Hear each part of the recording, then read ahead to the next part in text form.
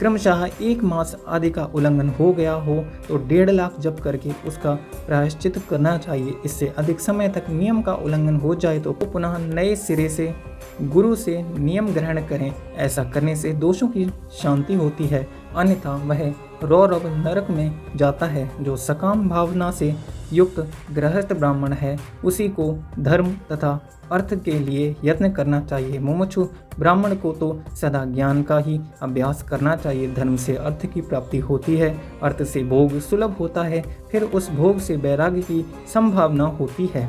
धर्म पूर्वक उपार्जित धन से जो भोग प्राप्त होता है उससे एक दिन अवश्य वैराग्य का उदय होता है। धर्म के विपरीत अधर्म से उपार्जित हुए धन के द्वारा जो भोग प्राप्त होता है उससे भोगों के प्रति आसक्ति उत्पन्न होती है। मनुष्य धर्म से धन पाता है, तपस्या से उसे दिव्य रूप की प्राप्ति होती है। कामनाओं का त्याग करने वाले पुरुष के अंतःकरण की शुद्धि होती है और उस शुद्धि से ज्ञान का उदय होता है, इसमें संशय नहीं है। सतयुग आदि में तप को ही प्रशस्त कहा गया है, किंतु कलि युग में द्रव्य साध्य धर्म दान आदि अच्छा माना गया है। सतयुग में ध्यान से, त्रेता में तपस्या से और द्वापर में यज्ञ करने से ज्ञान की सिद्धि होती है, परंतु कलयुग में प्रतिमा भगवत दिव्य ग्रहण की पूजा से ज्ञान लाभ होता है। अधर्म हिंसा दुख रूप और धर्म सुख रूप हैं। अधर्म से मनुष्य दुख पाता है और धर्म से वह सुख एवं अभ्युदय का भागी होता है। दुराचार से दुख प्राप्त होता है और सदाचार से सुख।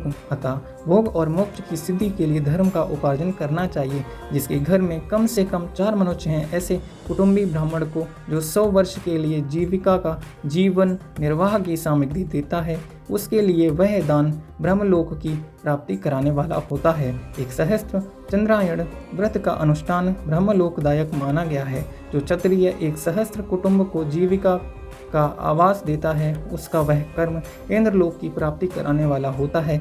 10,000 कुटुंबों को दिया हुआ आश्रय दान ब्रह्मलोक प्रदान करता है। दाता पुरुष जिस देवता को सामने रख कर दान करता है, अर्थात वह दान के द्वारा जिस देवता को प्रसन्न करना चाहता है उसी का लोक उसे प्राप्त होता है। यह बात वेद वेता पुरुष अच्छी तरह जानते हैं। धनहीन पुरुष सदा तपस्या का उपार्जन करें, क्योंकि तपस्या और तीर्थ सेवन से अक्षय सुख पाकर मनुष्य उसका उपभोग करता है। अब मैं न्यायतः धन के उपार्जन की विधि बता रहा हूँ। ब्राह्मण को चाहिए कि वह सदा सावधान रहकर विशुद्ध प्रतिग्रह दान ग्रहण तथा याजन यज्ञ कराने आदि से धन का अर्जन करे।